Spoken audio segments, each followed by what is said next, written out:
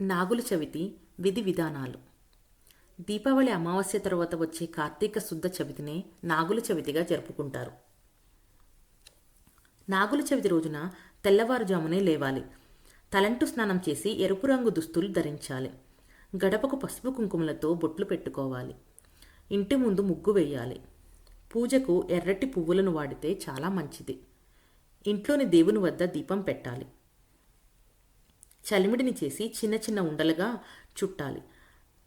అలాగే నువ్వులతో చిమిలి చెయ్యాలి. అరటిపండు, వడపప్పు వంటి వాటిని నైవేద్యంగా పెట్టాలి. అనంతరం పుట్ట దగ్గరకు వెళ్ళి ఆ ప్రదేశాన్ని శుభ్రం చేయాలి. బియ్యపిండితో ముగ్గు వేయాలి.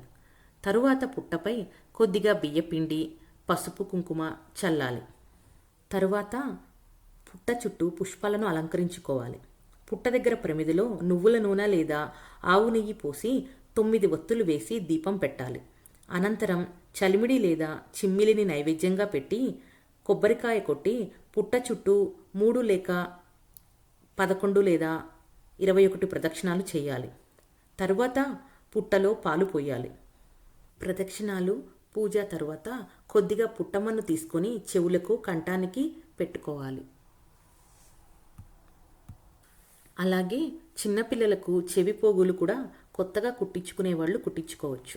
నాగుల చవితి రోజు ఈ విధంగా పూజ చేయడం వలన సర్పదోషాలు, రాహుదోషాలు తొలగిపోతాయని భక్తులు విశ్వసిస్తారు.